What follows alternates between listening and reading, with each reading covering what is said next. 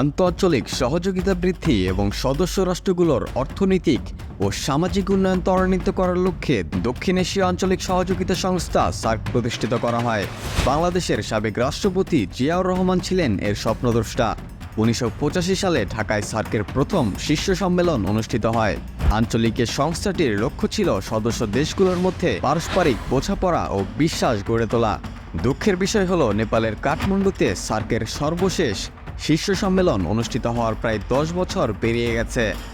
2014 সালে বিনা প্রতিদ্বন্দ্বিতায় আওয়ামী লীগ সরকার ক্ষমতায় আসার পর ভারতের সরাসরি হস্তক্ষেপেই বন্ধ হয় সার্কের সম্মেলন। বাংলাদেশের নেতৃত্ব ভারতের জন্য এ অঞ্চলে খুব একটা স্বস্তিদায়ক নয়। তাই সুযোগ বুঝে সার্ক ধ্বংসের জন্য নিজেদের বিশ্বস্ত এজেন্ট হাসিনাকেই বেছে নেয় ভারত।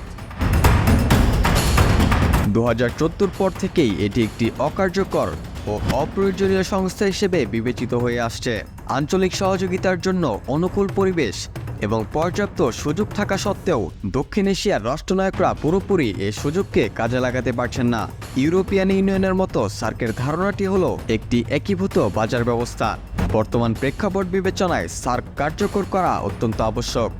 দীর্ঘদিন অচল অবস্থা শেষে এখন সার্ক এমনভাবে কার্যকর হওয়া প্রয়োজন যাতে পুরো অঞ্চল উপকৃত হয়। পাশাপাশি মানুষে মানুষে যোগাযোগ বৃদ্ধি এবং দক্ষ বাণিজ্য সংকটের সহজ সমাধান হওয়া প্রয়োজন। সমগ্র অঞ্চলেই নিত্য প্রয়োজনীয় দ্রব্যের নিরবিচ্ছিন্ন যোগান থাকা আবশ্যক। টেলিকম থেকে রেলপথ কিংবা মহাসড়ক থেকে সামুদ্রিক অবকাঠামোর সবকিছুই এই যোগানের মধ্যে অন্তর্ভুক্ত থাকতে হবে। এ অঞ্চলের সহযোগী দেশগুলো খুব কাছাকাছি অবস্থিত হওয়ায় দ্বন্দ্ব সংঘাত হ্রাস, সন্ত্রাসবাদের বিরুদ্ধে যুদ্ধ এবং নিরবিচ্ছিন্ন যোগাযোগ বৃদ্ধির জন্য আন্তঃসীমান্ত সহযোগিতা আরও বৃদ্ধি করতে হবে। নানা সংকট থাকা সত্ত্বেও আশার ব্যাপার হলো সার্ক এখনও পুরোপুরি নিষ্ক্রিয় হয়ে যায়নি।